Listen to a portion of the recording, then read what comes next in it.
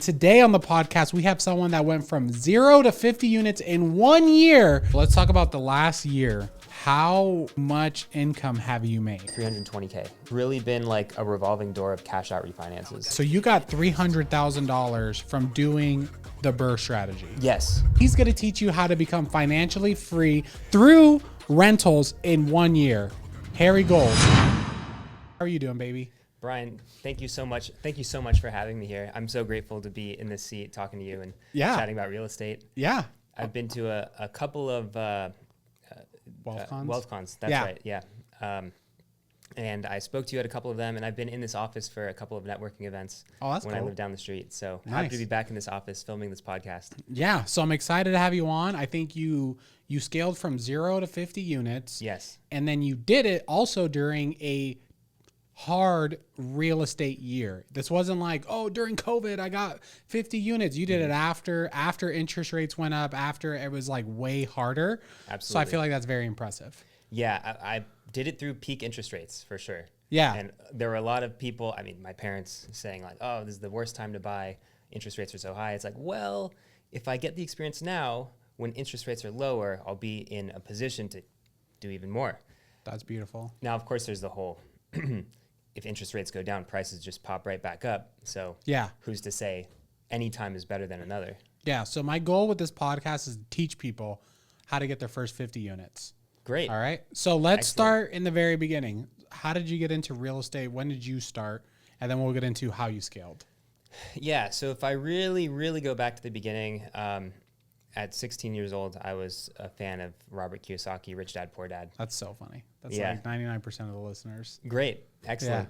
Yeah. Or the podcast guests, actually. Oh, okay. Yeah. I mean, it makes sense. I should get an affiliate for that book and start selling it in the freaking description, because literally every guest is like, Rich Dad, Poor Dad. I'm like, oh my God. It's a great baseline. I remember being in the bookstore reading like, Rich Dad, Poor Dad, what the rich people teach their kids that the middle class and poor do not. And I'm like, well, I want to learn that, right? Oh, yeah, that's a good hook. I felt very middle class growing up, so I was like, I want to learn what they're learning. At 16, you felt like you're in the middle class. You're like, yeah, I can relate to this. Yeah.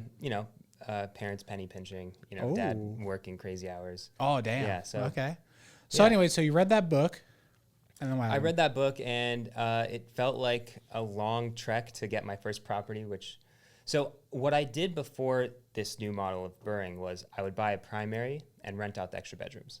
Okay. Yeah. So I did that. House hacking. I was house hacking. That's what they call it nowadays. Yes. Not roommates. Right. So I wasn't really a real estate investor so much as I wanted to find any excuse to not pay rent. Yeah. So I did that once in Los Angeles, stayed at my parents', saved up, bought a townhome in the suburbs, and then I did it once in Las Vegas. Okay. Yeah. So, and you bought it, or you were renting a house? No, I did buy it, and I was the primary resident and rented out the extra bedrooms. Got it. So how old were you when you did your first one? So very first one, I was 23. Okay. Yeah. What year was that, you think? 2017. Okay, so it was like a while ago. Got it. Yeah, for sure. So the 0 to 50 is like I'm a real estate investor going from 0 to 50 out of state. Yeah.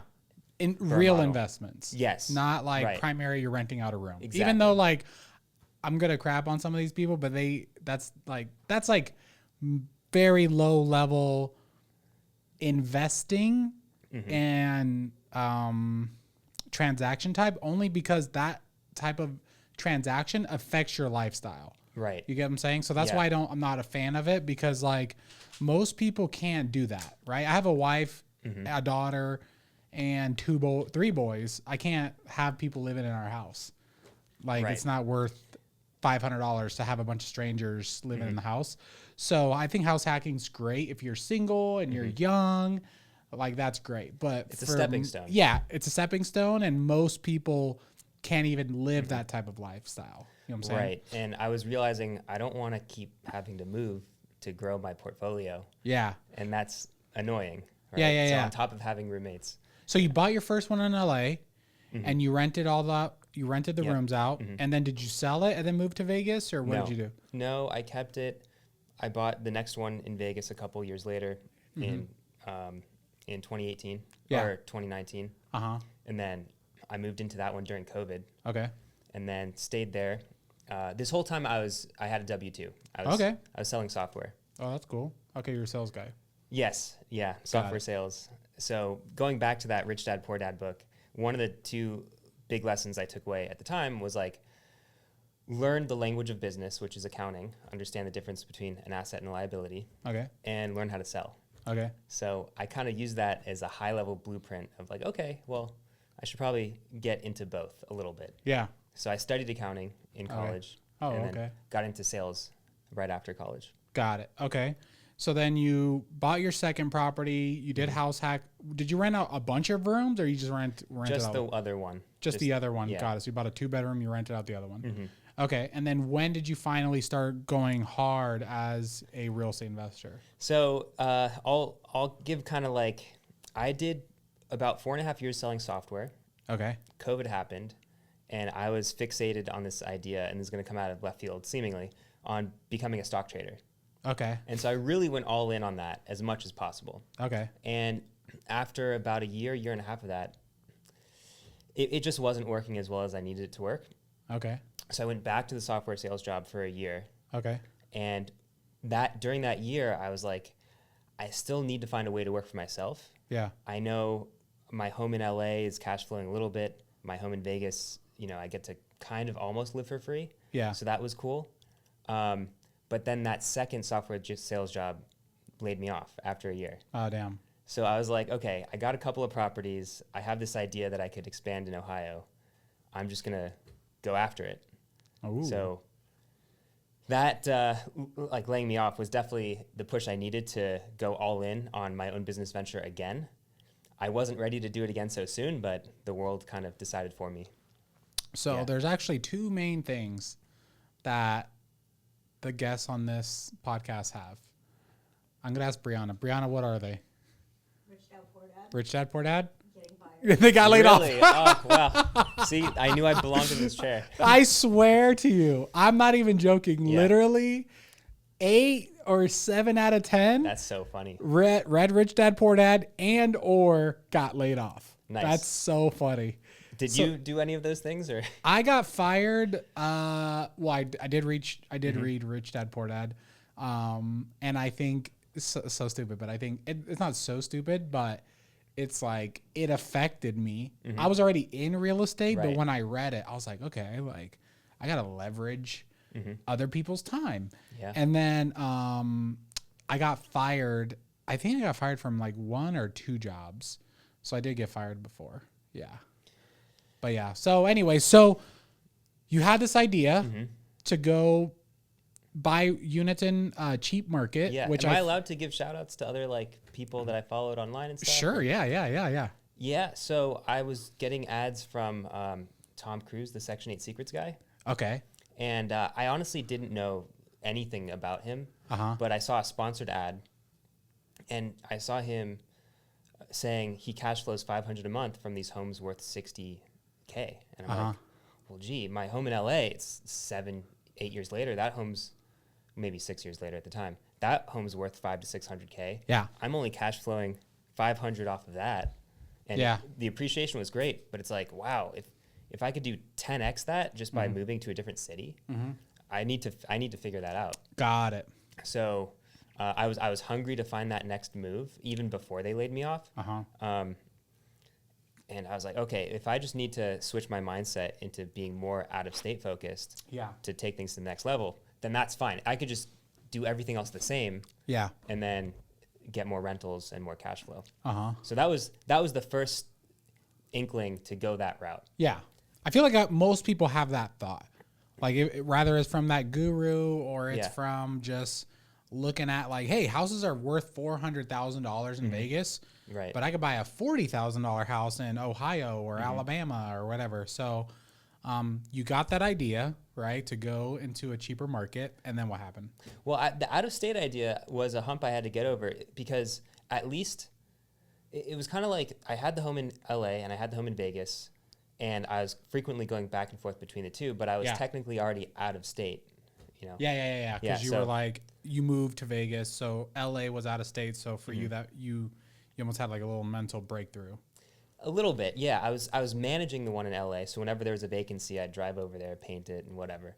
Oh, damn. And yeah, it was annoying, but fortunately, most of the time I had good tenants. Mm-hmm. And I was like, well, I'm already kind of doing this. So if I just really go where I can get a lot of bang for my buck as far as real estate investing, it's time to make some moves. Yeah. Okay, so you got the idea. Yeah, got the idea. How did you actually start? Because that's where people fail. Because I know Yeah. Brianna here, she wants to buy houses in Oklahoma. Mm-hmm. I wanted to buy houses in Oklahoma and like all over the place. So I guarantee you there's gonna be at least 1,000 people that listen to this that have had the same idea and actively want to do it or just kind of gave up on it. So when it came to buying in Ohio, I wanted to do it because I was not a full-time real estate investor yet, obviously. I wanted to do it in the most, how do I say this? I want to say kosher way, the most traditional way. Okay. I want to do it in the most traditional way. So I used a real estate agent.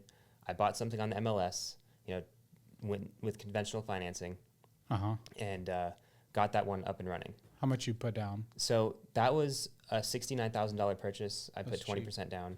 So it was like 14,000. Okay. And they had some promo where the closing costs were very cheap. So I did put 15,000 Yeah. and ended up cash flowing 700 a month. Was it a single unit or a triplex or a duplex or Single family. So you just bought like a cheap house in Ohio. Yep. Okay. Yeah. That ripped the Band-Aid off. Yeah. Which is good. Mm-hmm. And that's, I always say, I have a slogan. I almost say it on every podcast. You don't get rich from your first deal, but you get rich because you got your first deal. Absolutely. I So agree with most that. people will be like, well, you need to buy a 50 unit and I have never bought a house before, but I Yeah, can't it's do daunting. it. So they never get anywhere. You just, you threw something at the wall and it stuck. You're like, all right, hey, like I got a little success. I actually have a funny side story about that. I had a friend in Vegas who was a real estate investor. Yeah. And I was talking to him about it. At the time, I still had the 2 units, which were both primaries. And I was talking about the idea of getting into real estate investing. I was still a stock trader, right? So I still had the mindset of like, oh, a stock could just double. Yeah. But anyway, he was like, at the time I thought, okay, for commercial real estate, you need to put 35% down, Yeah. which is like a standard thing. And he's like, yeah, you should just start with 12 units. Just start with 12 units in Vegas. And Yeah. I'm like, sure, bud. Like, Yeah. when I have the capital to put 35% down on 12 units in Vegas, Yeah. I guess that's when I'll start. It's like $1.5 million or something like that in the Yeah. ghetto and trashed. Right. Yeah. So in that conversation, it still seemed very far away. But when you're talking about a $50,000 mortgage, even at the highest interest rates, if you fully screw up, it's still like $400 a month. It's not like Yeah. a crazy payment. Okay. So that's how I got the first one, stabilized it. Yeah. I got one more with a conventional. It wasn't conventional. It was DSCR financing. So that was my first alternative to relying on my own income. Yeah. And that was the first property that was based on the cash flow. How was it? Just a piece of crap? Was it like in good shape? I mean, C-class neighborhood. It Okay. was technically turnkey. I still had to put some money into it. I mean, I've also had everything go wrong with like property management and contractors. Okay, so let's talk through that. So you Yeah. bought the first house, Mm-hmm. and then what happened? So the first house was a pretty clean transaction. Okay. We got renters in there relatively quick, Okay. even though they were Section 8. Got the place rent ready pretty quick. And then the second one is where I started to have some trouble with the property management company. Okay. But by the time I got to buying the second one, I was already laid off from my job. So I was like, I'm going all in. I'm figuring out how to make this work. So how much money did you have when you started?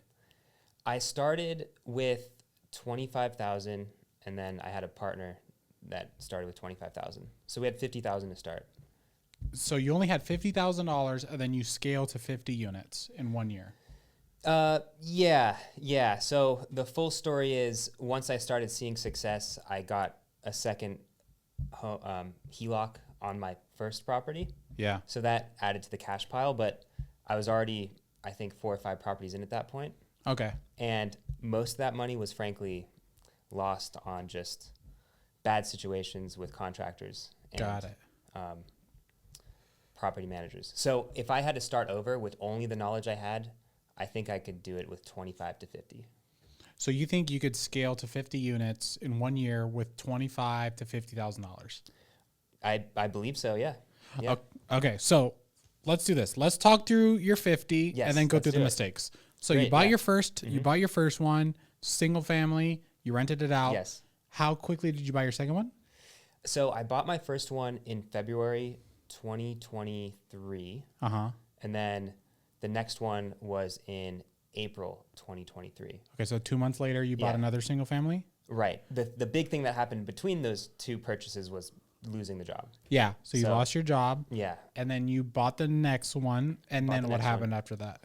So, like I said, so the second one I struggled with, but I was already going all in. I committed, I'm going to make this work. So the third home, I was looking into putting another down payment, Mhm.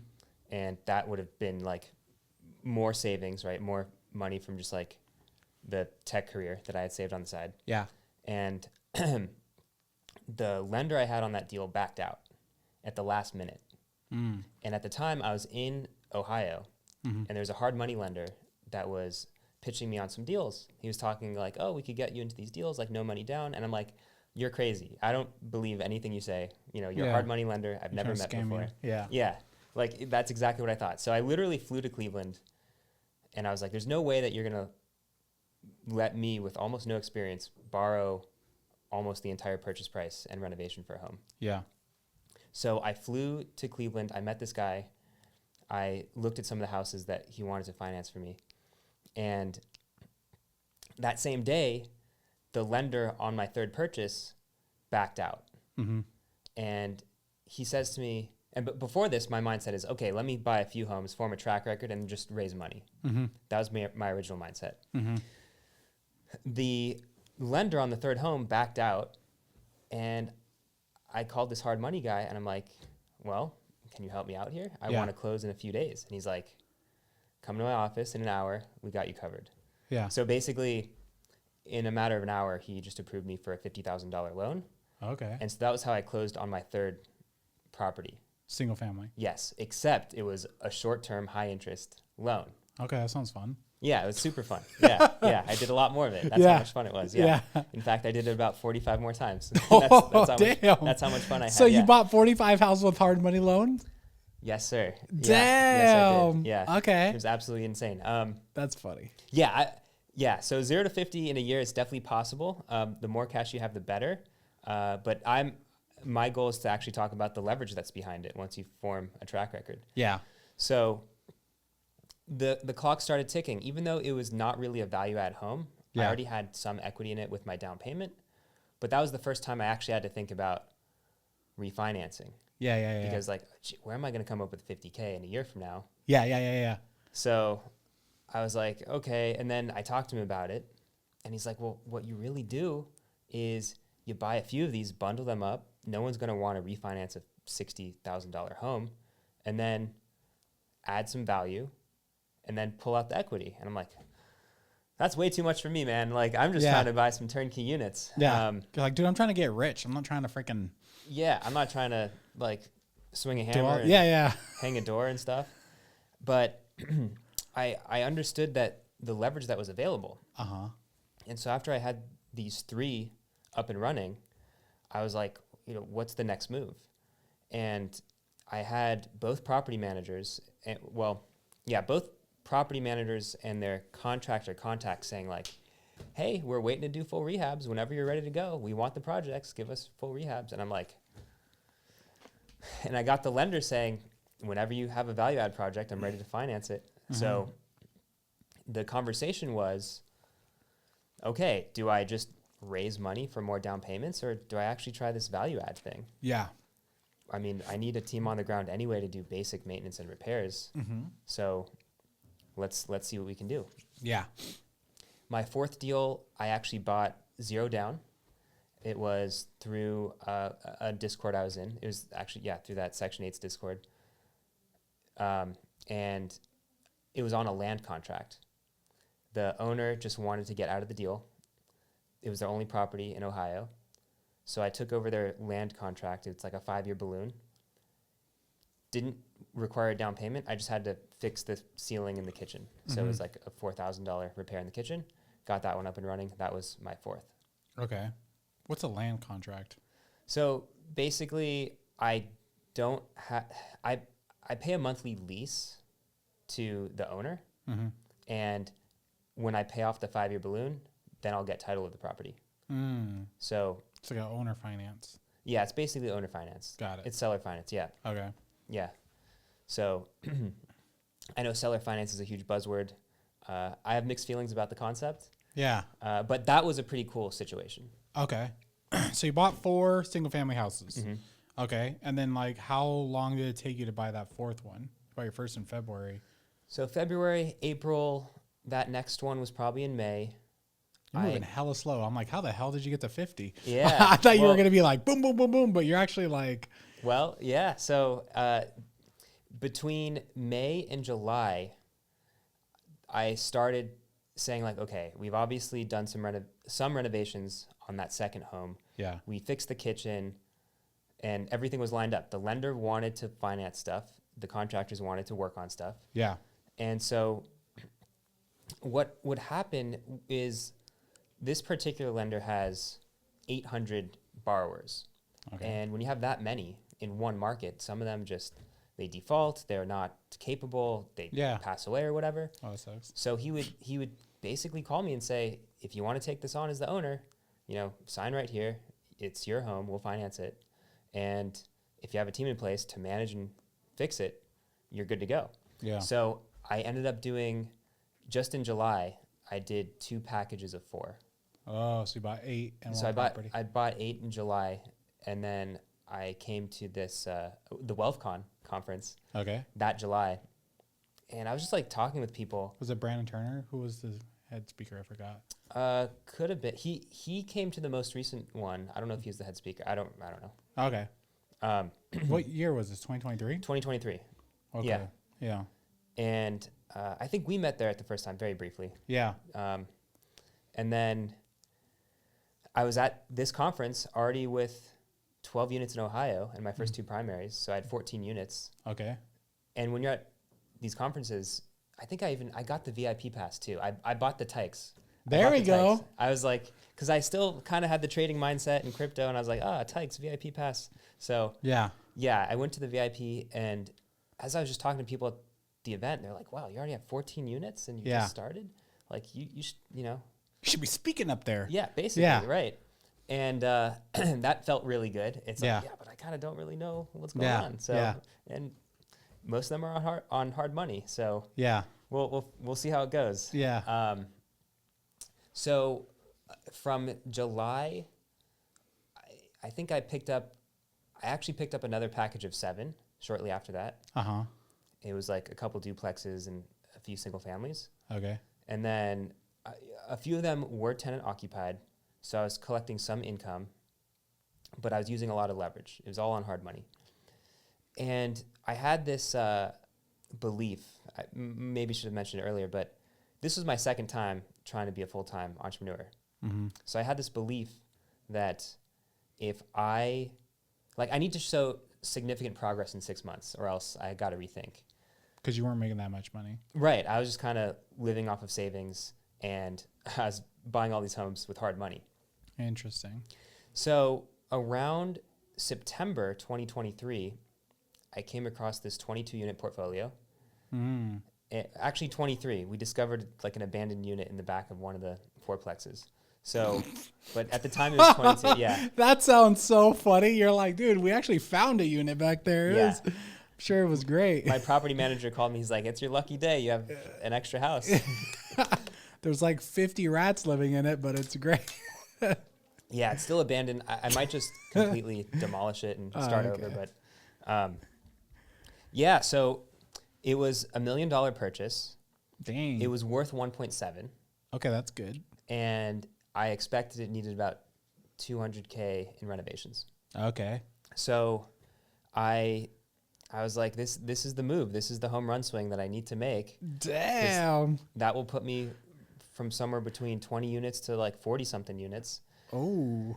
So, took a deep breath and I I had some pictures. I had my contractor go through each unit and give me a rough estimate of the budget.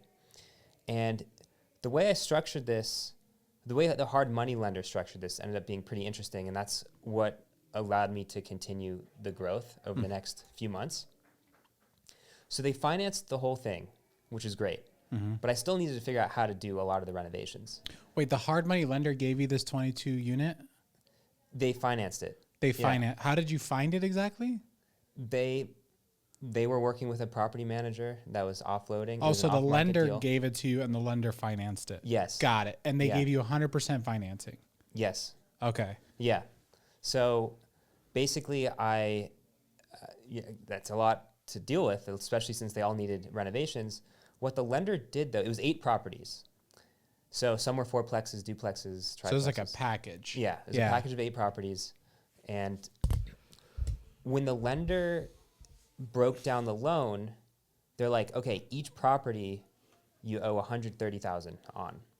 Okay. I don't know why they did it that way, but it ended up being a good break for me because what I did was I said, okay, well, clearly they're not all only worth 130. Yeah. I think on the lowest end, I had one worth 150. On the highest end, I had one worth 400 ARV. Yeah. So I was like, well, let's get to work on the one that's worth 400. Yeah. And so we got to work on that one right away. And around December, January, we refinanced it. And I got 120K cash back because it was worth 400, but I only had a $130,000 loan On one of the units. on one of the fourplexes.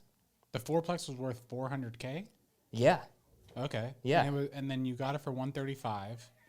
The loan on it was 135. It was part of the $1 million package. And how much did you put into it? I put like 30 to 40K of renovations. So you're in it at max 200 Yeah. less. Mm-hmm. And then you refinance that specific one Yes. and then pulled out 135K. Approximately, yeah. Yeah. Okay. And so that cash out refinance helped me pay for a few more renovations on more of the package. Oh, And so those cash out refinances allowed me to basically renovate the entire package over the course of the year.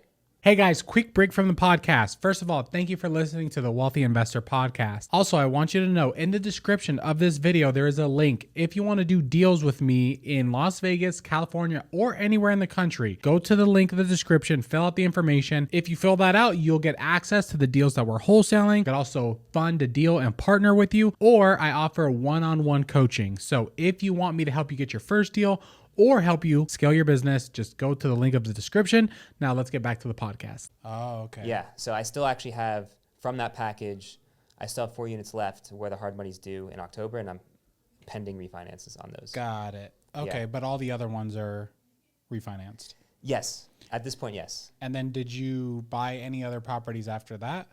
Yeah, there were a few more. I came across another lender that was willing to do the 100% financing. So I bought a duplex and a triplex with him, Okay. and that put me over the 50 mark in a year. Which, by the way, that was like the mindset behind 50 was if I get there and it cash flows how I expect it to, then myself and my business partner will have cash flow to live off of and do this full time. How much cash flow So right now projected it's around 18,000 a month? amount. Yeah. How much is it actually doing though? So actually, I'm slightly above break even Okay. because I still have active renovation projects Yeah. and a few vacancies of renovation projects that were recently finished. Got it. Okay. I Yeah. mean, that's still really good. Yeah, So yeah, like, absolutely. so I've interviewed a ton of real estate investors, obviously. Yeah. And then over like coaching, I've talked to more than 1,000 to 2,000 real estate investors from like hosting coaching calls, Yeah. from hosting the wealth cons and all Absolutely. this stuff. Right. So I've talked to people that have 900 units and make nothing. Wow. Yeah. Or like they have Yeah. a ton of units, but they own like 5% of Right. it, and they're a GP, or you know what I'm saying. I rather have your situation Yeah. where you own them, and then once you break through that, finishing of stabilizing it, then you're set. Obviously, there's Right. going to be CapEx that comes up. Obviously, there's going to be issues, but you actually own an asset yourself. Or, Absolutely. So how does it work? Do you and your partner own them, or how does that work? Yeah, so technically there's a 50-50 split. Yeah, that's still good. I'm the yeah. tiebreaker. Yeah. So what we do is, where was I going to go? Oh, yeah. So since I got to the 50, then I did a 1031 exchange. I sold the LA property ultimately. Yeah. And bought 8 units out there. Okay. And then a few deals since. I think today I'm at 56 doors, Okay. but I'm pending to sell 3 and I'm pending to buy 6. So Okay. within the next few weeks, I'll be at 59. So is your goal to keep buying units, or what's your goal? Yeah, absolutely. My goal is I want to get to 500 in this market. Okay. In Cleveland, Ohio. Yes. Do you buy? Okay. So let's talk about your buy box. Sure. Absolutely. Okay. Well, let's talk about the transition of your buy box. Okay. So at first, what was your buy box? And then what was it in the middle? And then what is it now? Yeah, wait. Actually, let's hold that thought for a second. Because Okay. you were mentioning the thing about cash flow. And just within the past couple days, there was like a Ryan Pineda reel that went viral talking about how like he's not worried so much about the passive cash flow. It's almost like a myth, right? Yeah. Everyone that's really crushing it, they're actively making an income. Yeah. So my mindset is like, well, look at how much equity I'm building, you know? Yeah. And I could do stuff with that equity. And as long as I could pay for stuff with cash out refinances and et cetera, then Yeah. I could keep growing, knowing the cash flow is going to be a month or two from now, et Yeah. cetera. Yeah. Let's have that debate later. Cause Cool. there is also like, how do you make a living doing Yeah. what you're doing? But okay. Yeah. So buy box in the beginning, middle, and now. So buy box in the beginning was low priced single family homes. Anywhere. So in Cleveland. Yeah, but anywhere in Cleveland. Could have been in Pretty the ghetto, could have been in the rich Yeah. area. It was a very loose buy box. Yes, single family home. Just through talking with agents, there is a few zip codes that I do avoid. It's East Cleveland. It's apparently a different government, just less police presence or something. So no one wants to go in there and deal with it just because it's so dangerous. Okay. And then once you started scaling, what was your buy box? So I quickly started moving to duplexes Okay. because more bang for your buck. You know, Yeah. if you could get a single family home for 70 or 80,000 versus a duplex for 110, 120 ARV, you're just cash flowing more. You know, because you could still get almost the same amount of rent per unit, Yeah. just less cost per door. Yeah. Okay. And then what's your buy box now? So now, because I'm witnessing the equity buildup, and now I can tap into it because I could sell some homes as I go. Like flip them? Yeah, I mean, basically take a home, stabilize it, and then sell it for top dollar because I'll have the high paying Section 8 tenant in there. So But you would exchange it, or you would just sell it?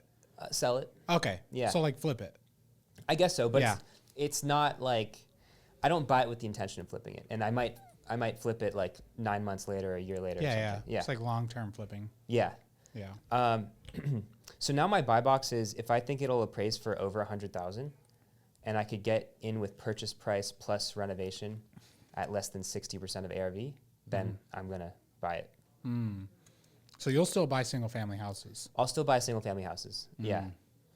Yeah, because I want the leverage, and so something I talk about a lot is I've certainly found some unique situations with lenders, but I've done that with 3 different lenders. I know there's more out there. And even if you don't do the extreme version where you get everything financed, there's plenty of fix and flip lenders that will let you buy a dilapidated home with 10% down. They'll finance the rest of it. And 10% down on abandoned home is cheaper than a market price home. Yeah. And then they'll finance it. Maybe they do draws. I've heard of some of them fronting the draws for construction. That's way more leverage than people even realize. Like going back a few years ago, I thought I needed 35% down just to get into anything interesting. But it's a completely different mindset. And then on top of that, I have the mindset that it's negotiable. You can create lenders. If you know someone with money and they're looking to make a double-digit ROI, say, hey, here's my track record. Here's what I'm paying other guys. Jump in. I'm meeting with someone tonight that it sounds like he's willing to do it. I converted a friend that was in tech sales to doing it. So there's a world of opportunity, and it's open for negotiation. So what about, you thought before you had to have, how do I ask this? Okay. So before you thought you used to have, how do I want to word this? Okay. So before you thought that you needed 35% down to buy rental properties, how much are you putting down now to buy rental properties? I'm still trying to put down as little as possible. I still work with the lenders that will do 100% financing. If I really like a deal and they won't finance it for some reason, I'll put 10% down. But I'm going to continue down the path of putting down 0% because I'm building a brand off of that at this point. So got it. Yeah. I think we're going to put that in the highlight reel because Excellent. yeah, 100% financing is kind of like stuff that people haven't heard of before. I have, obviously, but that doesn't really exist in California. Probably not. Yeah. Or like Las Vegas is kind of hard to just walk into a lender or speak to a lender. They're like, sure, down payment on a 500K house, no problem. Yeah, that doesn't.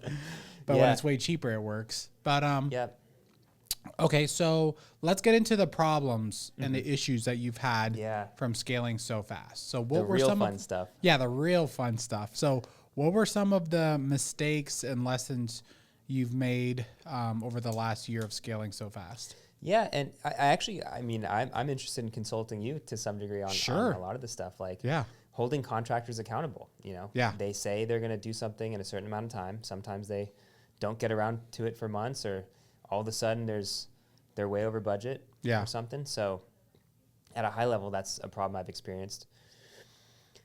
When I first started, I started with two teams.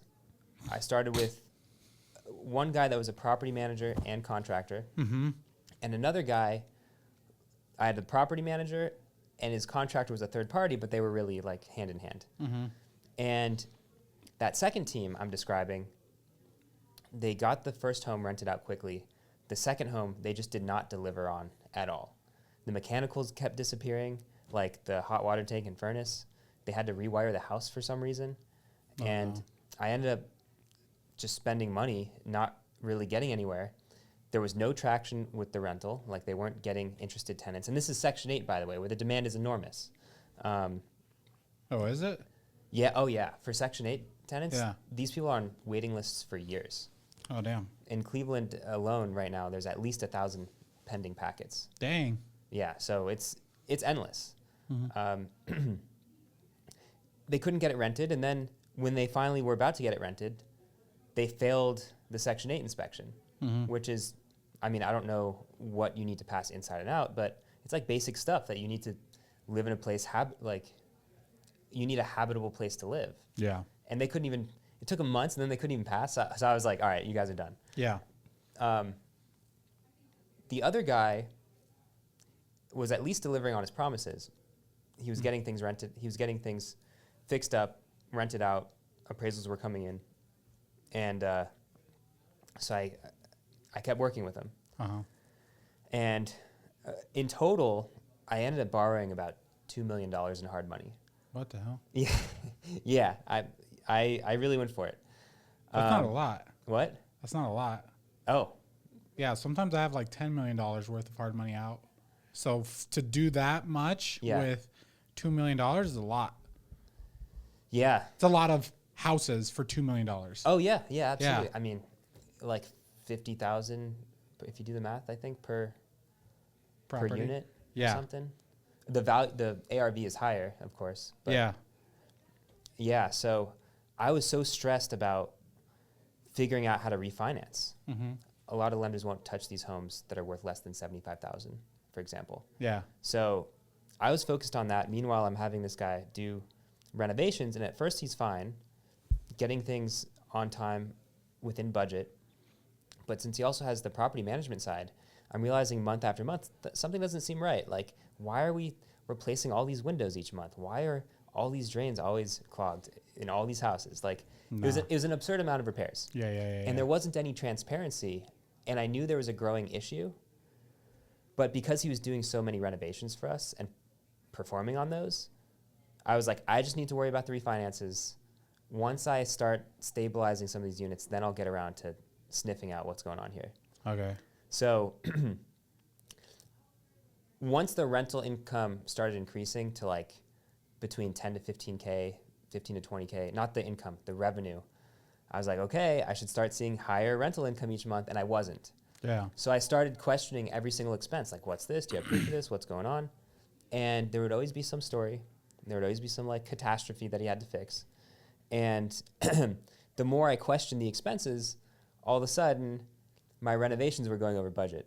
And then they were going over timeline. It's like, okay, well, clearly this guy sees that he's not getting away with these random expenses, so now he's just charging me more for the renovations. So that went on for too long. It was a mild problem at first because I just didn't have that much rental income, but then it became a serious problem for like 4 or 5 months, and I had to let him go and start over. Got it. So I'll tell you a quick story. So I bought this house in Georgia, right? So I was flipping houses in California. Long story short, I was like, I want to flip cheaper houses so I could scale faster. Bought this house in Savannah, Georgia. It's kind of funny thinking about it now because I had never been to Savannah, I don't know anything about Savannah, but I bought a house over there. Long story short, contractor gave me a bid for $30K. I was like, this seems very cheap for a 1,700 square foot house, right? I was like, it should be like 50. He gave me 30. I was like, I'll buy this flip. I was buying it from a wholesaler because they gave me that contractor, right? They're like, here's the deal and here's the contractor. Contractor's like, it's going to cost $30K. I'm like, okay, well, according to all these numbers, I'm going to make $30K myself. This is great. Guy starts, right?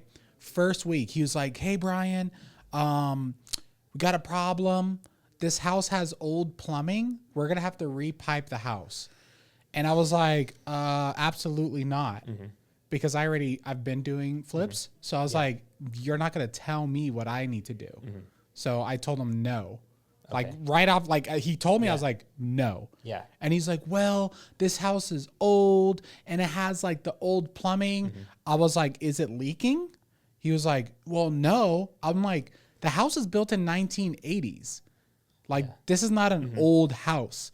Oh yeah, but you know, if you want to get top dollar for this house, you got to redo the plumbing. I was like, absolutely not. No. I just completely shut him down. I was like, no. And he's like, okay. And then he asked me for $10,000 as a deposit on a $30K rehab. Okay. So I told him no. I was like, no, you haven't done any work yet. You need to start the demo. I'll give you $2,000. Start the demo, and then I will, pay you as things get done. He was like, well, I'll do that, but that's not how it usually works. So he starts the demo, right? And then he comes back again. I gave him $2,000. He comes back, hey, I need $15,000. Okay. And I was like, no. He's like, hey, if you don't give me $15K, we're going to walk off the job because I have to buy the roofing. I have to buy the flooring. I have to buy the cabinets. I have to buy all this stuff. But he demoed the house already. So he did that on purpose. He went in there, tore everything out, and was like, hey, give me $15,000 or we're going to walk off the job. Okay. So I was like, okay, well, I kind of was referred to him. So I was in a tough situation. I'd rather go out and start from scratch in a market that I know nobody. Well, who referred him to you? The wholesaler? The wholesaler. Did you have any relationship with the wholesaler before that? I met them at a conference. Got it. Yeah. So I was like, okay, do I start from scratch or do I trust this guy? So I was like, you know what? Maybe I'm being too strict. Gave him $15,000. Stupid mistake, right? Less than 2 weeks later, Brian, I need another $10,000. House is, and I'm like, send me pictures of the house. Yeah. The house is not done. Did he send you any improvements? Not really. Oh yeah. Not a ton of improvements. So the house was barely upgraded or whatever, right? Not even upgraded. He painted. He barely did work. I could paint a house. Exactly. Yeah. So he was like, hey, I need another $10K. I said no. And then he goes, oh, another thing. I spent $7,000 on new appliances. What does that even get you? Exactly. So long story short, this guy took me for a ride. I ended up paying him $75,000 and it ended up taking 8 months. 75. Oh my goodness. I know. But oh man. some contractors, he literally, and the craziest part, I don't want to tell the whole story because it's such a long story, but at the end, he wanted his last $15K. I told him no. Yeah. He liened my property, and then during escrow, I had to pay him. And I called lawyers. I was like, I want to sue this guy. I want to do this crap.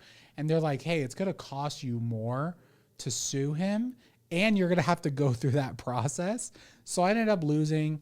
It was a whole disaster. But yeah, contractors could just rob you. Well, so how do you usually do? So what I'm doing lately is I'll pay for like a third of the project, which might be a mistake. Then pay for the materials, and then pay the rest when it's completed. So what do you? Dude, it's hard. Standard? It's hard because now. So I've been flipping houses now for 6 years. So I mean, I have my contractors. Right. Like I have them. They're well, good. how do you pay yours? Well, now I'll give them like $10,000. I don't care. Okay. You know what I'm saying? Like if I've worked with them forever, if they're like, I'm like, hey, here's 10K to start. Hit me up when you need the rest. And a lot of my guys, they kind of front. Like I'll give them 10K. They'll kind of finish the job, and then I'll pay them the rest. Okay. So like that's how much would the total job be if you're funding them 10K? Okay, so that's Yeah. still about a third, basically. Yeah, I pay a third, and then I'll pay the rest. Sometimes like I'll give them another 10, and then I pay them when they're done. Now, if I'm working with a new contractor, I pay them as work gets finished. So I'm like, hey, do the demo, and I'll pay you 2K. Okay, demo gets finished. Okay, you're gonna paint. I'll give you 2,500. Finish painting, I'll give you another 2,500. And I pay them as things get done. I don't front load things, right? And then I give them money for specific things. If So they're you're gonna talking do the like roof, weekly, daily? weekly. Yeah, weekly. Yeah. Yeah, I should probably start doing that. Yeah, and then I also tell them like, hey, like, it's hard because sometimes if you're too strict on them, they'll bounce. So there's like this weird middle ground that you have to be with, like understanding that there are going to be unexpected things. Because I've seen that too, where some investors are so strict when they're like, well, he hit me with this change order. It's like, well, what was the change order? Oh, there was a bunch of dry rot underneath the house. We'll fix it. It's like, well, yeah, it's fix it, but like how would the contractor have known that? Like you didn't get a home inspection, you bought it sight unseen. So there's like this weird middle ground where you have to like make sure they're not taking advantage of you, but also understand that things are going to happen. So like with your guy, for example, if I was managing them and they're like giving me change orders, I'm not doing anything. They better not do anything without my permission. You know what I'm saying? Because then they start just like fixing everything. Oh man, the tenant said that the washer was broken, so I went in there and I bought him a new washer. Yeah, no. Hell no. I just had a repair come in for a tub. Like I see pictures of the tub cracking, and they're like, yeah, we need a new tub. It's like $2,500. I'm like, that doesn't seem right. Yeah, that doesn't seem right at all. Like you could reglaze it for a few hundred. Yeah. Apparently you can only do that a few times, but I don't know. I mean, there's a lot to be skeptical of. Oh, 100%. Especially like when you said windows, I'll be like, is the window broken? Like, well, there's a huge push for lead inspections in Cleveland, and if they have the older windows, they have lead. Yeah, basically. So yeah, you but could be proactive in. I mean, does a tenant need new windows to live in the house? I don't understand. No, Exactly. no. But if you're doing a renovation anyway, and you need to be lead certified to do a rental registration, it helps if you have the newer windows. I don't know. I haven't dug too deep into the weeds on it, but that's the idea. Yeah, and a lot of people are going to listen to this and be like, oh, well, Brian's being cheap. Dude, you can't fix up the whole house. Yeah. Like, you're buying houses, I'm guessing, in the 1800s, early 1900s. Early 1920. Yeah, like, if you're going to replace a window, you might as well freaking replace everything, because I guarantee you there's lead. I bet you there's all types of old paint and all these things on these old houses. So there's a middle ground of like not doing enough and then doing too much. For sure. You have to be like in that sweet spot, because if you do too much, your cash flow is completely wiped out for years, and you don't get more money. Like, it's not like, you know, you a lot of contractors will say, oh, you'll appraise so much better if we do this thing. It's like, no, appraisers care about recent comps, square footage, if you have a garage, how many bedrooms. They're not looking at like the style of floor, not the doorknobs. Yeah, it's like, oh, you spent $3 a square foot on this. Yeah, they're not doing that. Yeah. So contractors was a problem. Yeah, for sure. Is it still a problem, or do you have that problem fixed? Well, right now I'm trying out 3 new teams. Okay. So I'm going to move forward. I'm going to give repeat business to the best one. And that's what's so surprising to me about this whole thing. Like, yeah, of course a contractor can run off with your money to some degree, depending on how much you give, depending on the circumstance. But don't they want repeat business? Like, don't they want referrals and growth and well, a most stable people income? aren't like that. Most people aren't business savvy. Yeah. So they're not thinking of the long run. Most people live transaction to transaction, even realtors and wholesalers. I've had wholesalers burn me and I'm like, bro, like you just burned me off $2,000 when we could have made millions together, but you're gonna, you know. It's great. I don't understand that mindset. I had a wholesaler do that to me. He ran off with an EMD. Yeah. He basically said we needed to give the EMD in order to get in the door to see the property. And the property was nothing like what it was described. How'd you lose the MD? I think I was under contract on several at the same time, and it was a non-refundable EMD. And I was like, I signed it like, oh, great, I'll get this back. And I just... Oh, so you didn't know it was non-refundable? Right.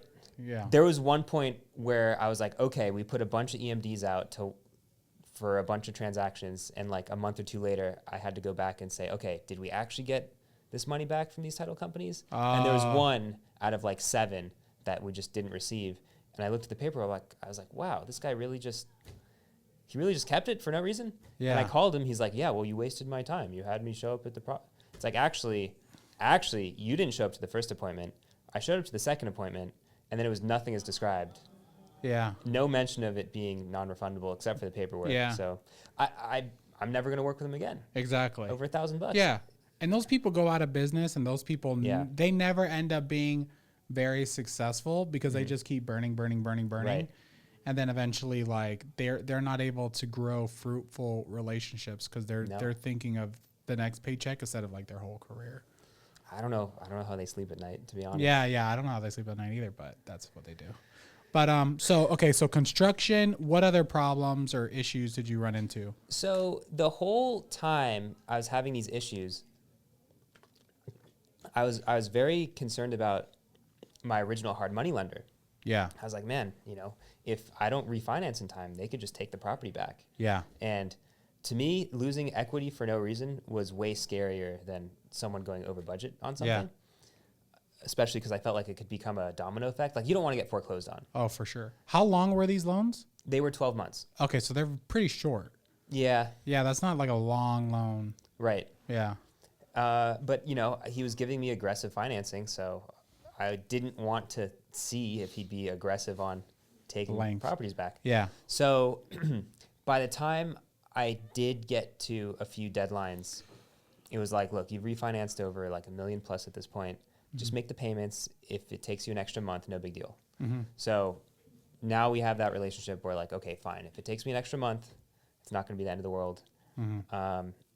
So realizing that the lender was actually a little bit more flexible gave me it was a huge relief of stress, a huge weight off my shoulders. Because I was like, okay, now worst case scenario, I get, as long as I pay on time, we're cool. So now I could fix other problems. Like, okay, what's my property manager really doing? Where am I really spending too much money? Yeah.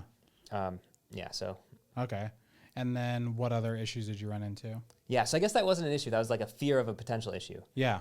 Other issues, I mean, I've had squatters. How did you, let's talk about the money. Because you had so many deals and you started off with $25K. Like, where were you getting the money to fund all this? Yeah, so there was a big cash out refinance, and I did take a second loan on that first property in Los Angeles, and that was $150,000.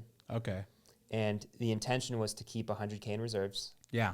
And that ended up getting eaten up pretty quickly. Yeah, I was going to say that's not enough. No, it got eaten up real quick. Yeah, 100K is nothing. It sucks, and I know some people listening to this are like, oh my God.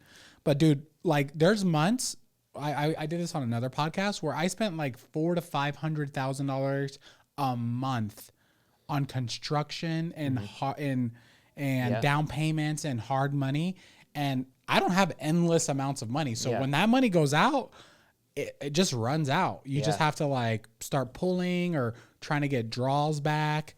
So it's been tough. I would not be sitting in this chair a month ago because I'd be like, I need to figure out how to make it work. Yeah. But Basically, since I don't know if you've checked it out, but I've been really active on social media Yeah. the past couple months. I'm not active on social media. Okay. Yeah. So basically, if I want to sell a turnkey home, I have enough of a following for people to be interested. And so I could sell it off market for like a good price right away. Oh, okay. That's cool. And so in the past few months, I've been able to raise some cash doing that. And now, since I see that the financing is sustainable, the refinancing is sustainable, I can sell a property here and there as I go. Now I feel cool. Like this is really working, and I can proceed and expand. Yeah. So, okay. So let's talk about the last year. How much income have you made and how? Yeah. So it's really been like a revolving door of cash out refinances Okay. and living off of that. Yeah. So take the original 50 and the 150. So that's like 200. Yeah. I've gotten all of that and more through cash out refinances. Okay. So that's been able to keep the lights on, basically. How much do you think you've made from cash out refinances? So I've gotten back over 300, like 320K in cash out refinances. Damn. Yeah. So there were some real great value add opportunities that. So that 300K, is that including your 150 or that's separate? No. That was the second mortgage. Yeah. So. Oh, okay. So you got $300,000 from doing the Burr strategy. Yes. Got it. Yes. That's a really good headline too. Yeah, absolutely. Yeah, over 300K. I could show. I have a few reels where I'm showing like here's all the deposits from the cash out refinances. Yeah. So I mean, there was that big one where I got 120 in one chunk, which is great. There were a few more for like 40K, 50K. But what happens like so? What is like the loan limit on these properties? The loan limit. Loan limit, like if the property's worth $100,000 for simple numbers, what's the highest amount of a loan you can get on them? I really shoot for 60%. So if the ARV is 100, I'll try to get a $60,000 loan for hard money. On the back end, I've done 80% refinances. You could refinance and get up to an 80% loan. Oh, that's pretty good. Yeah. Well, it's silly. They only seem to do it if it's a rate and term. Rate and term. Like, yeah. They'll give you more leverage if you don't get any money out. Yeah. So okay. I've done a few of those. And then you're trying to shoot for 100% financing, and I'm guessing you get a draw on the construction, and then you're trying to do a rate and term. Yeah, if the numbers are close. Ideally, I can pull cash out at the end. Yeah. Because I get a good enough deal, and it appraises high enough. And then are you raising money to purchase properties or no? I don't in general. I have. Yeah. You know, I did get a loan. Like I got a $50K loan from a family member along the way. Yeah. You know, I did have credit lines that I've tapped into here and there. Yeah. You know, years ago I did the 0% interest credit card. I don't know if you want to call it a gimmick or whatever, but it's great to have a bunch of credit cards with a bunch of credit lines. Yeah. Because that could help you in a jam. But yeah, it's been a lot of fun. Yeah. Very exciting. So, okay, so now let's get into, let's say we're going to take Brianna, the producer here. Right? Okay. Brianna wants to buy houses in Oklahoma. Okay. How does she get her first rental property? Well, if you just want a rental, I mean, the most traditional path is to put 20% down, buy it on MLS. Yeah. And what I've been recommending is to build a track record. Once you get a couple homes, you'll find lenders that are willing to give you more leverage. But I've even found lenders that are willing to give you leverage right away if you have no experience, if the deal is good enough. Mm-hmm. So a hard money lender, if you could buy something for 50% of ARV, they'll lend on it. Yeah. I mean, they're niche. You have to find them. Yeah. But they're there.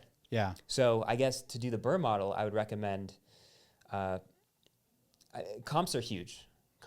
So get really good at understanding what the ARV is going to be so that you know if you're looking at a good deal. Wholesalers will, frankly, lie. They'll make up numbers. Yeah. You know, they'll inflate. I shouldn't say lie. Yeah. Well, it's not their neck on the line if you get into a bad deal. Oh, I know. Yeah. But they act like they don't understand that. They're like, dude, there's a house that sold for $1 million. You're like, bro, that was like 2 years ago. And that was like 2 miles ago. Yeah, That's a 10,000 square foot house. You're just randomly coming Yep. up with numbers. Yeah. Yeah. So be wary of that. Someone can sound really good on the phone. Yeah. and They're good salespeople. Yeah. So be very confident in your comps. I think the hardest thing is getting a team of contractors in the beginning, Yeah. because you kind of want to work with referrals, but you don't really know whose loyalty is with who. And just like anything, just like you have to build a track record with lenders, a contractor has to build a track record with you, right? Like the guy in Georgia, in your case, Yeah. I mean, you didn't know anyone, so you didn't really have a fallback plan. Exactly. So if you could be on top of them as much as possible with before and after pictures and having a more staggered down payments, that would be the best. Not down payments, but pay as you go. That would be the best thing. Yeah, I think also too what I've learned with working with contractors is like if it's bad, it's better to just cut it and take the pain of restarting than to just hope that this guy that's been messing up this whole time is going to turn into this great contractor. Because that's never happened with me. Anytime I'm like, oh, this is bad. But maybe they might, maybe, they start, oh, well, this person was sick and that's why there's no one at the house. Oh, well, the materials are going up, that's why the bid is going up. Anytime they just start giving me all these random excuses, like I already know. And then my good contractors, they get it done. There's no excuses. They feel bad when there's a change order and the change orders are reasonable. It's like $500, not $5,000. Yeah. So like, that's usually how I know. Like I've never had a bad contractor turn good. It's kind of like, right off the rip what you're dealing with. But then I've heard and I've experienced even the good ones. Oh yeah. So the bad never turn good.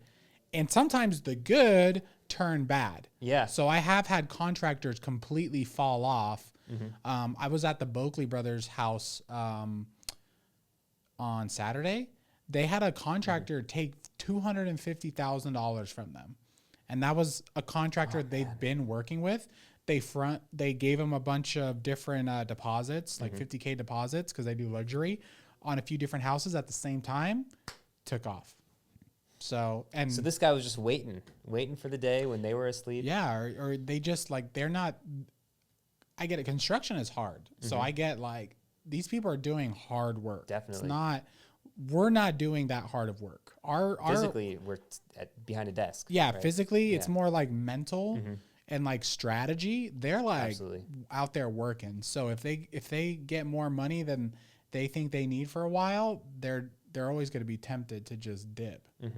So I guess that's the nature of the beast. I mean, so I do have a camera guy that's a third party dude that I'll send him out to projects once a week, like a runner? Twice a week. Yeah. Yeah. He has no affiliation with anyone else, and I like that. Yeah. And he'll just take pictures.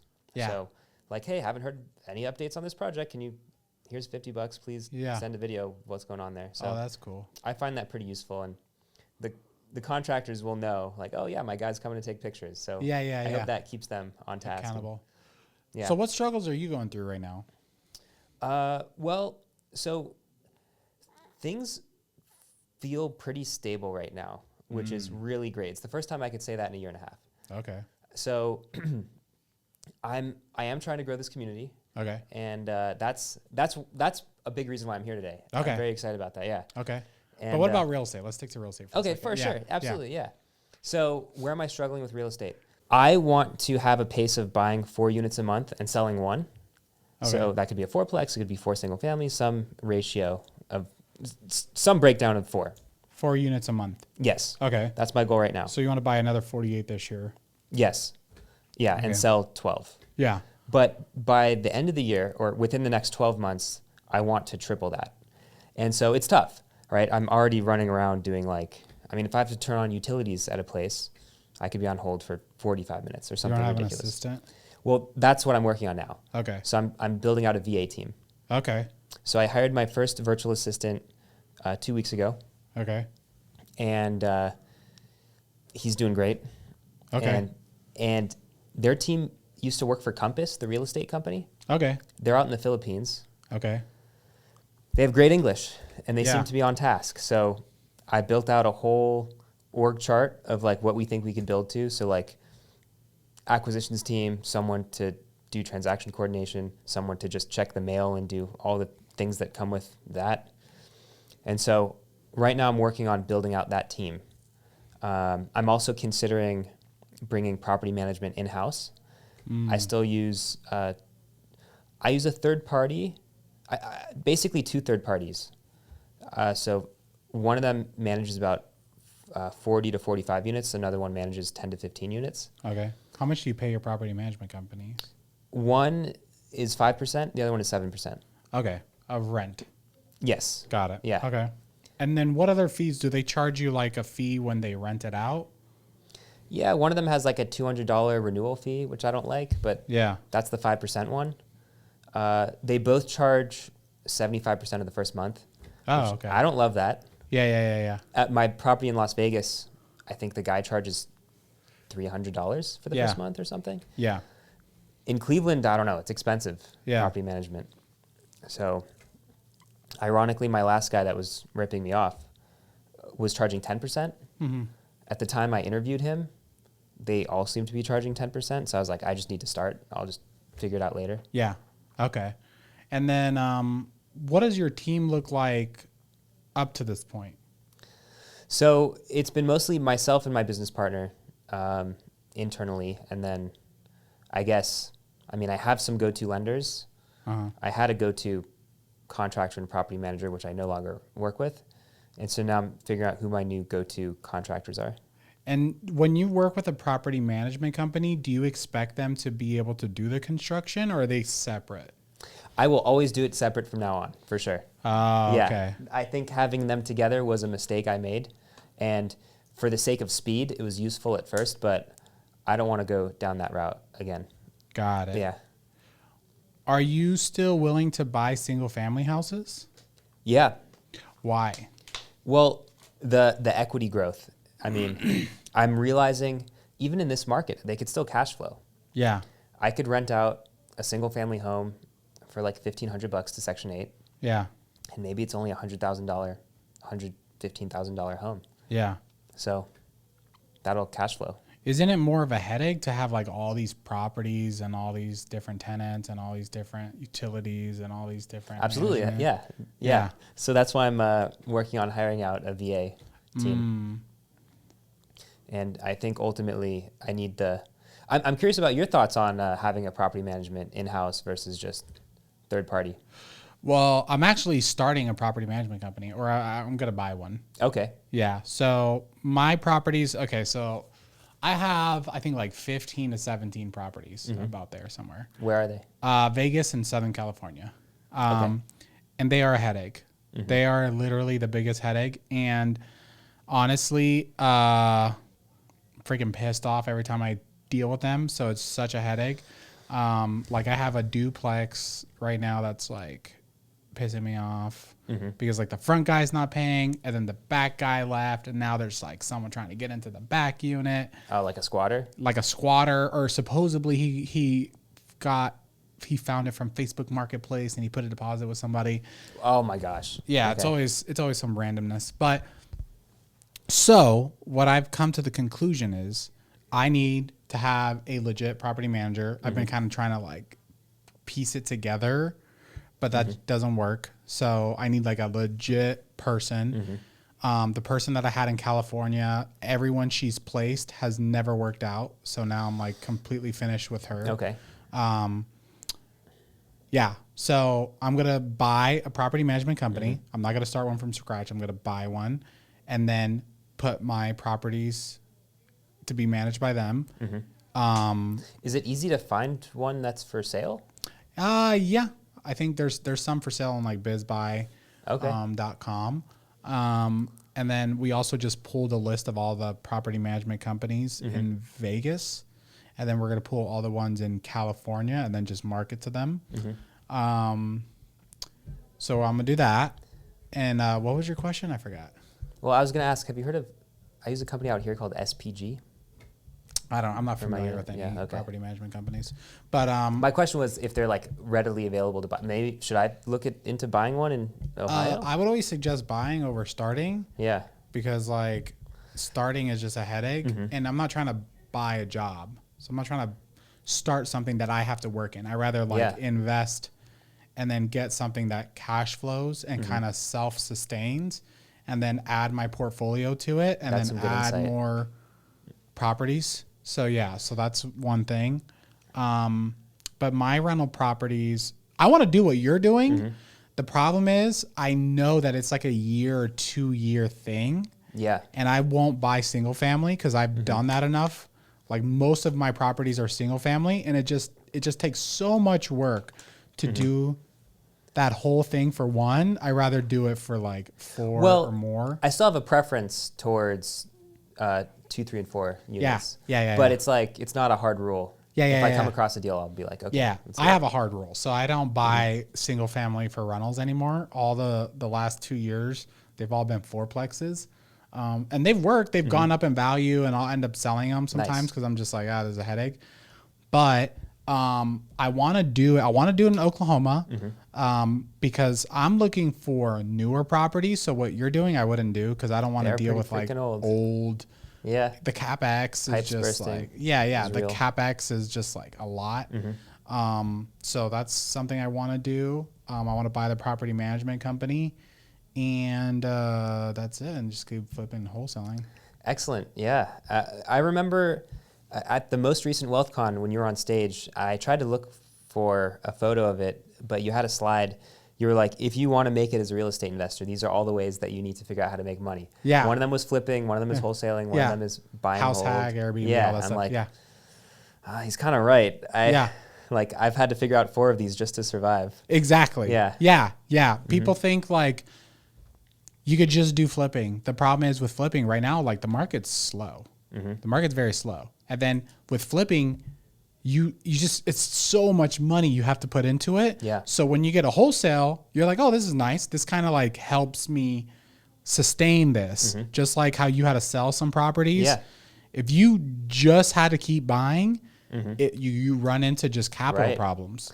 And I mean, that was my mindset for a while. Like, oh, well, I'll just buy and I'll just keep getting strong cash out refinances. But eventually you're like, that's not the only way. And Yeah. it's not the smartest way either. Yeah. So yeah. that's why I'm going to have it a permanent part of my business model to just sell 1 out of every 4. Yeah. So Yeah. You're doing the reverse of what I do. So I'm trying Okay. to like keep 1 out of 10. okay, You're trying to sell 1 out of 10 or 1 out of 8 or whatever. 1 out of 4. Yeah, So, 1 out of 4. Yeah.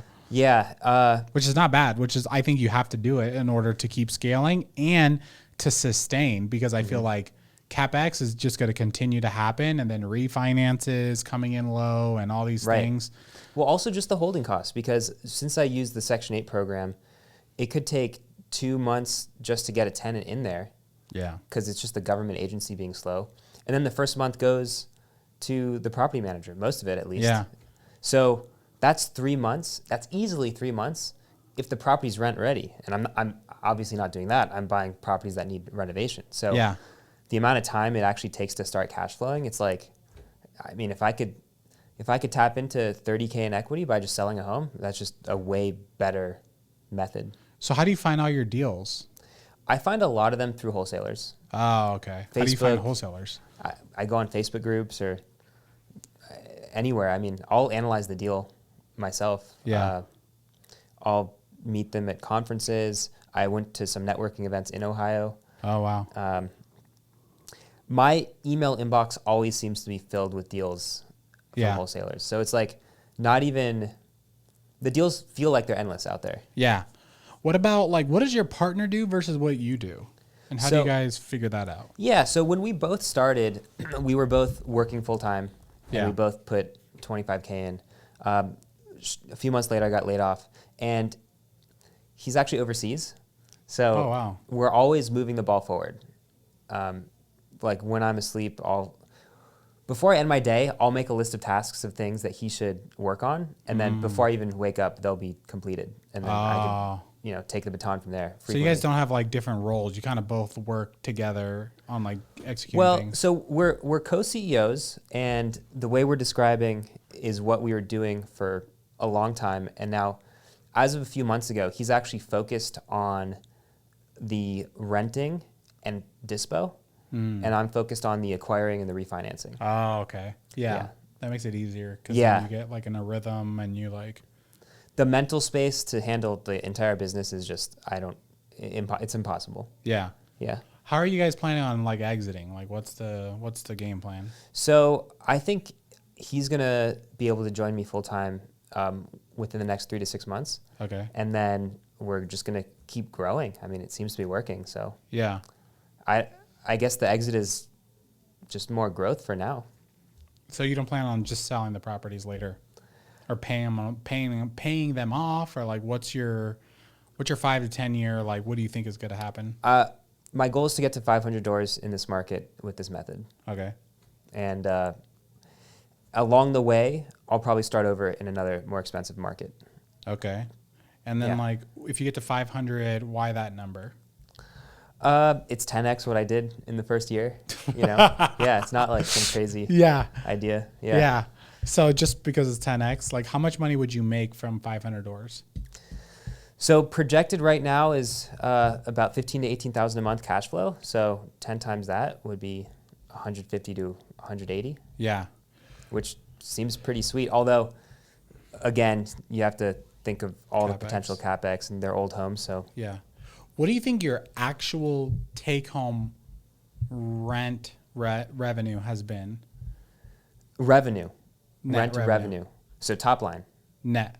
Okay, so I guess if we're talking about net, then I mean, after everything, not super high because again, I'm living off of cash out refinances. Yeah. But do you think, so is that the business model until you get to that 500? No, absolutely not. No.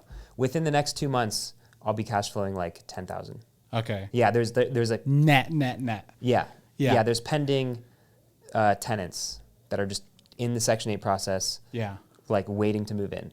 And once those guys move in, I'll be cash flowing like almost 10. And then when the existing renovation projects get rented out, I'll be cash flowing 15 to 18 with the current portfolio. So if I completely stopped growing, Yeah. yeah, If you completely stop growing, you would net about 18K. yes. Is that including factoring in CapEx or no? A 10% margin for maintenance. Okay. So 10% of what so at that point, I'll be collecting around 50,000 a month in rent, top line, and then putting 10% of that to the side for just random miscellaneous repairs that come up. That's good. And then Yeah. and then that's also including management. It's also including management. That's really good. Yeah. Yeah. Yeah. So I think that's pretty good. Yeah, I'm looking forward to it. So Okay, so Brianna, what questions do you have? Because I know this is what you want to do. Do you feel like you could do it now? Yeah, totally. great. Tomorrow. Perfect. Yeah, I think what about if someone's starting off with less than 25K? Yeah, I don't know. There's the concept you either have, I guess, time, money, or experience. I think with my experience, I could basically start over with nothing, but that's me. You kind of have to partner or save up some cash. I mean, Okay. I was willing to partner with the guy I'm working with because he has integrity, he's driven, he's always on task, and he's always moving the ball forward. Yeah. And so he got a great deal as a partner, but I got a great partner, and my business is growing far more with him than it would alone.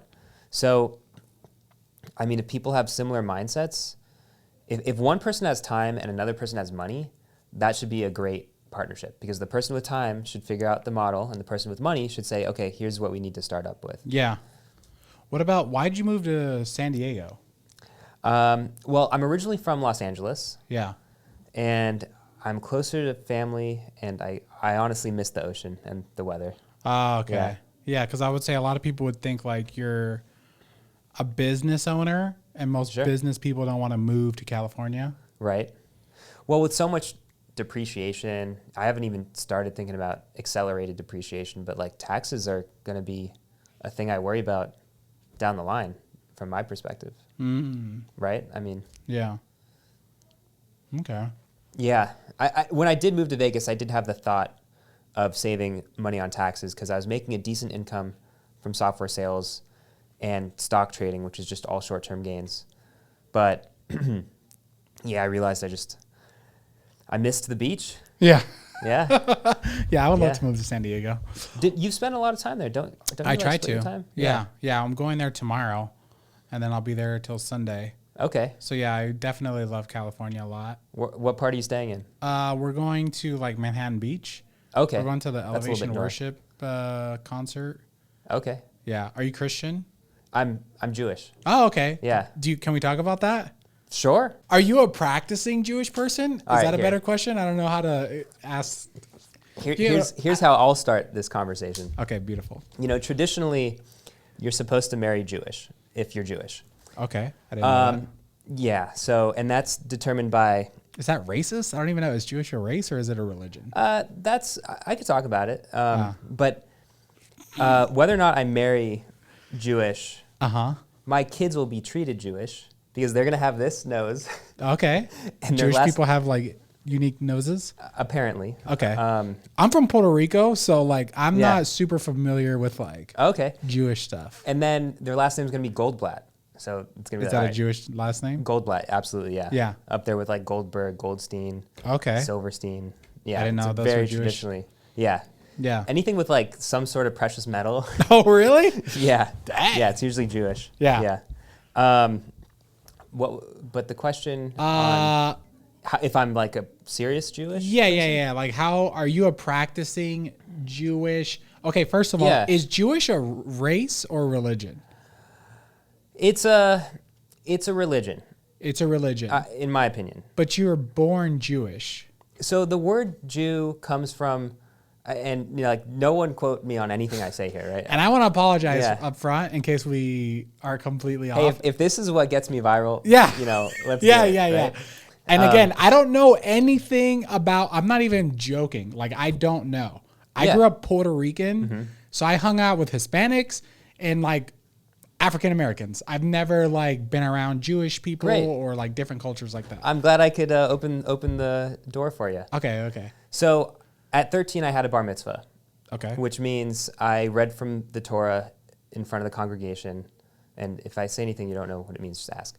I know what Torah is. yeah. That's like the first 4 books of the Bible, right? Yeah, first 4 or 5 or Yeah, something. yeah. So I read the prayers, and it meant that now I'm taking on the responsibility of following the 613 commandments. Damn. Obviously, I don't know. Holy all of moly. them, right. I thought there was 10.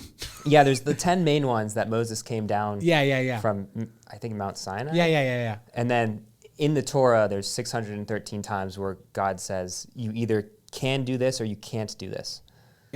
Where is that at? Within the First Testament, just throughout all the stories, Oh, okay. apparently 613 times he either says you can do something or you can't do something. And because they're just statements, Yeah. you have they were to- commanded, right? Okay. So yeah, that's where the idea comes from. Okay. And I learned how to read Hebrew. I never learned how to speak it. Like I didn't understand what the words meant, but I could read the letters. And in general, I think religion has a very important role just in lives in general because the state and laws and culture can change so quick. But religion, you could say, okay, well, how have people treated each other for the past few thousand years? Yeah. And what has helped societies stick together for the past few thousand years? Yeah. Right? The culture and mindset seems to change every 4 years with whoever's in office. Yeah. So religion has some sense of stability, right? And I think it's important to compare like your moral compass with like what religious leaders might think or might say is the best path forward. Okay. Yeah. So So it's a very practical thought process. Okay. Yeah. So, did you marry a Jewish person? I'm not married. You're not married. Are you Yeah. dating a Jewish person? Are you going to marry a Jewish person? I probably 50-50 at best. I don't know. No idea. Do you purposely try to date Jewish people? No, it's not a thing that I worry about. Yeah. Oh, okay. Yeah. But are you supposed to? I'm supposed to. It'd make my parents happy if I did. Yeah. Okay. What do Jewish people believe, like religiously? Yeah. There's one God, Okay. ruler of the universe. Yeah. There's no hell, really, just heaven. They don't believe in hell. Yeah. No. You should still be a good person, obviously, but it's more about like you be a good person because it all comes back to you in a positive way, not because there's a consequence at the end of your life. Oh, okay. Yeah. Like there's the Jewish guilt, right? You do good things because if you don't do it, you'll just feel guilty about it, right? Okay. Yeah. Do you actually go to Jewish church? I don't know if it's So called temple, church. synagogue, not really. The high holidays are coming up next week. So the most important days of the year, which is basically just Rosh Hashanah and Yom Kippur. What is that? It's the new year. Oh, okay. Yeah. And then 10 days of atonement. You're supposed to think about all the bad stuff you did over the past year and apologize to anyone you may have hurt. Dang. And then on the 10th day, you fast. So you don't eat for 24 hours. Oh, wow. And then you basically, look, I'm butchering this massively, but Yeah. whatever promises that you want to keep that you thought about over the past 10 days, you're supposed to keep from then forward for the next year. Do you believe in like the Jewish stuff? I mean, I don't know. I think it's pretty silly for us as human beings to think we're the end all be all of existence and there's Yeah. nothing greater than us out there. Yeah. There's a comedian that explained religion very well. Like Pete Holmes, I think his name is. Oh. And like I think he was originally like a pastor, but then he became a comedian. Yeah. And he was like, I'm gonna butcher it, but basically like if you think nothing is responsible for everything, or God is responsible for everything, if you're outruling God and you're saying nothing is responsible for the entire universe, then your nothing is like very freaking magical. Yeah. And it's like, yeah. okay, well, that's a good argument. Yeah. Right?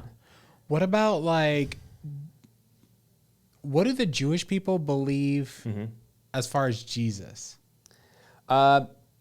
He was a popular Jewish guy Okay. that spread a lot of good ideas. Yeah. But they don't believe he was God. No. Okay. Why not? He was a human in the flesh.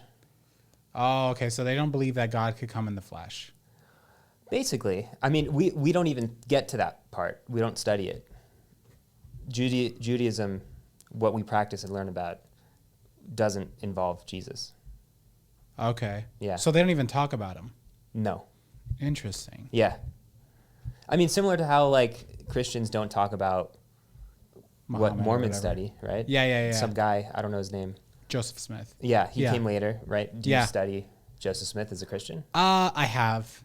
But, Because I like- want to know, like, what is it? That was you personally Yeah. curious. Yeah. right? Not the faith doesn't study him. Right. Yeah. So similar. Yeah. Yeah. What about like, so I've heard that, so there's the Jews and then I don't know if this is still the case, but there's the Gentiles. Yeah. Okay. So I would be considered a Gentile, Yeah. Just not Jewish. not Jewish. But I heard that the Gentiles don't need to follow the 600 commandments or whatever. Is that true? I mean, I guess not, right? I don't know. I don't know. What do the Jews say about like everyone else who's not Jew? Good luck. I don't know. Yeah. There's no like malice or anything. It's kind of like, well, there's the, hey, we're Jewish, we're the chosen people, but doesn't every religion kind of think that they're, The chosen, yeah, the one true, whatever. right. Yeah. I don't think there's any like rules for non-Jewish people. Yeah, because I've very softly looked into where the Jews have to follow all the commandments, and then the Gentiles only need to follow the 10 commandments. Well, the 10 are a lot more popular, Yeah. and I mean, no one is memorizing 613. So what happens if you break those commandments? Nothing. You're a bad guy. That's yeah. it? Yeah. Okay, so everyone just goes to heaven, Basically. Yeah. Okay. There's even the evil people. yeah, I mean, there's still judgment day. Like God still judges you to determine your fate, I Yeah. guess. But at least in what I have studied, we don't talk about or learn about like you're going to go to hell if you do a bunch of sins, right? Like I think the Christian alternative is you apologize for your sins, you go to confessional, and then they forgive you. That's Catholic. Okay. Yeah.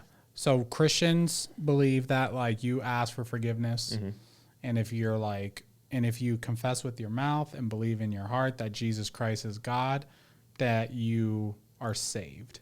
Okay. Yeah. And then we're supposed to go through the sanctification process, which is becoming more like Christ.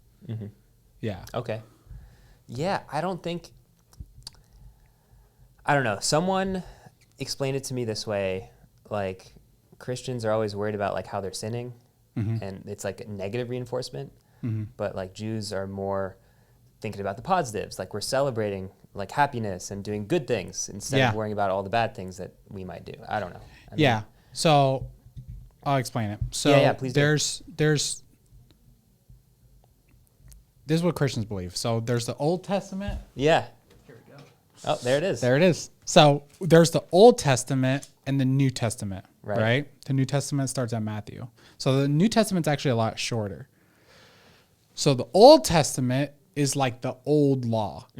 So that's like Leviticus. I don't know if you've read Leviticus or like. I don't really, I think that's in the Torah. I'm sure it is. Yeah. I know there's 5 books. It's like Genesis, right? Or no? Genesis, Exodus, Leviticus is one of them. Yeah, Numbers, Deuteronomy, I believe. You got it. Yeah. So that's the old law, right? The works, the commandments, all that stuff, right? So what Christians believe is we have a new covenant. So that's when Jesus came here. He died so that we can go to heaven if we have faith in him instead of trying to follow all the laws. I think because it's like we can't do the work to go to heaven. We're saved by grace. That's what Christians believe. Okay. Yeah. So, and then there's like a whole bunch of different denominations of Christianity, because there's like different interpretations. There's like hundreds, right? There's a lot of them. Because when you read this, there's different ways to interpret what you read. So there's one way to interpret it, which is like what you said, where it's like, oh, like if you're bad, you're going to hell. If you're bad, you're going to hell. And there's another way to interpret it, which is like we're saved by grace. So God loved us so much that he sent his only son to die on the cross. And if you put your faith in him, that you will be saved, right? So there's like, you're going to hell. It's super bad. You need to confess. You need to do these Hail Marys. You need to like do all these things. And then there's I only know that as the football move. Yeah. So there's like it's almost like Catholic and workspace. That's what the Mormons believe. They believe in workspace salvation. Christians who are just Christian, they're not Mormon, they're not Catholic, they're just believe in Christ. They believe that if you put your faith in Christ, you're saved. And then once you believe in Christ, you try to act more like Christ. So what would Jesus do? Exactly. Yeah. So like he doesn't commit adultery. He doesn't murder. And murder to the Christians is not just killing someone. It's like, even if I'm upset at you for whatever, that's considered murder. So there's that. There's, how you treat your body. There's like all these things. So Christians try to be like Christ. That's pretty much Christianity in a nutshell. Okay, great. Yeah. I obviously grew up around a lot of Christians. Oh, okay. But as you have to. Right? Yeah. Have you ever thought about becoming Christian? No, I haven't. Why?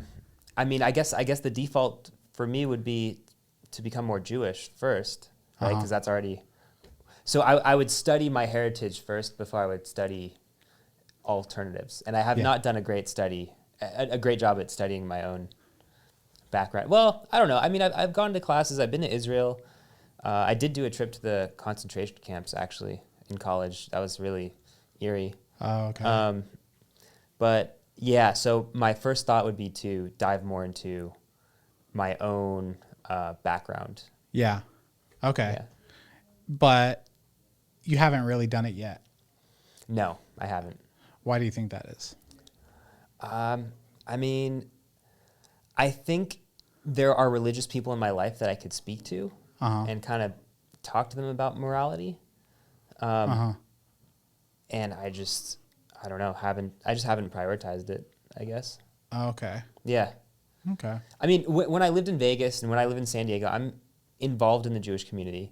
Like I went to a Shabbat dinner last week, which is just every Friday is Shabbat. So from Friday to sundown on Saturday is the Sabbath. You're supposed to just not work and, spend time disconnecting from technology. You have a dinner. There's like a traditional dinner with matzo ball soup and I don't know, whatever else. Yeah. And I would probably say I'd go to one of those every couple of months. Yeah. Okay. Just to kind of stay connected to the Jewish community and wherever I'm living. So I think I didn't know that Jewish people just don't believe in hell or like there's no consequence for sin. Yeah. I mean, do they believe in Adam and Eve? Yes. So they believe that they got kicked out and, suffered for their sin that they did. Yeah, what? So Adam or Eve ate the forbidden fruit or something, and then they got bit by a snake? No. No? Yeah. No snake? There was a snake, but he didn't bite him. But Adam and Eve ate from the fruit and got kicked out of the Garden of Eden. Okay. For sinning because God told them not to do something. So that's why we believe there's sin. And that's why we believe before to get to heaven, you had to do things to be forgiven for that sin. So there's 3 main denominations of Judaism that these days. There's Orthodox, Conservative, and Reformed. I did not know that. Yeah. That's crazy. At least in the Reformed view, which is probably the most toned down version. Like liberal? What? Like the most liberal view? Yeah. There's no hell at all. And I really don't think there is in the other denominations either. But I can only really speak for what I've been involved with the most. It's more like if you're at an Orthodox temple, you're only speaking in Hebrew. You're only speaking, studying, reading, praying. At a Reformed denomination, you're probably reading the prayer in Hebrew, then reading it in English, then talking about it in English. Yeah. And then singing some song in Hebrew, and then singing some song in English. Okay. Conservatives, obviously, in the middle. And then, I guess, Orthodox is more strict. Reformed is the least strict. Oh, okay. So, like, if you're Orthodox, you got to keep kosher. You can't mix milk and meat, so you can't have cheeseburgers. You can't have bacon. If you're Reformed, it's like, okay, eat whatever you want, we'll still accept you. Conservative is, again, somewhere in the middle. Like, you'll find more people that keep kosher if they're conservative than Reformed, for sure. But they don't believe that the Gentiles have to... Do they even say Gentiles still, or is that just like a biblical thing? Yeah, no. Well, people will say Gentiles, or I think there's a few other words. Do they believe that the Gentiles have to keep kosher? No, not at all. Okay. They just go do your own thing. Yeah. Interesting. Okay. That's very interesting. So if people want to reach out to you or learn more about what you're doing, where do they go? Yeah. So I'm very active on Instagram. Okay. Harry Gold __. And Harry Gold, I don't know if anyone's an Entourage fan. Do you know that show? No. I've heard of it. But basically, one of the best characters, his name is Ari Gold. And that guy just absolute crushes it in business. And he's really going after it. Like, he'll lay everything on the line to get a deal done. Yeah. And so I find it cool and convenient that Harry Gold is similar. Yeah. But anyway, on Instagram, Harry Gold __. I have a community. It's only $20 a month. Cheap. And I live stream 3 to 5 hours a week talking about the Burr model. So obviously I'm going for volume. Yeah. I want a lot of members, and there's power in community. And with real estate investing, as any other industry, but real estate especially, your net worth is your network. So, I'll give a shout out to someone else. There's a guy, he's 23 years old, named Richard Taylor. He's absolutely crushing it. He's got like 10,000 subscribers paying him $20 a month to just watch him wholesale. Dang. And the Burr strategy, it's a bit more interesting. Yeah. You get to hold on to the homes. You get to grow a portfolio. You get to get all your money back. And so I'm flipping the value proposition on its head of what a lot of like real estate gurus do. High fee to get in the door, and then you'll see what you learn. Yeah. I'm live almost every day. I only charge $20. Nice. So. Do you think the Burr strategy is dead? No, absolutely. Well, you got to do it in the right markets. I wouldn't want to worry about doing it here or LA because you're never really going to get to the cash flow in a traditional method. Got it. Okay. Yeah. All right. Well, thank you so much for coming on. Yeah. Thank you so guys much. for listening. If you haven't, subscribe, go read the Bible, and we'll see you in the next episode. Cool. Peace.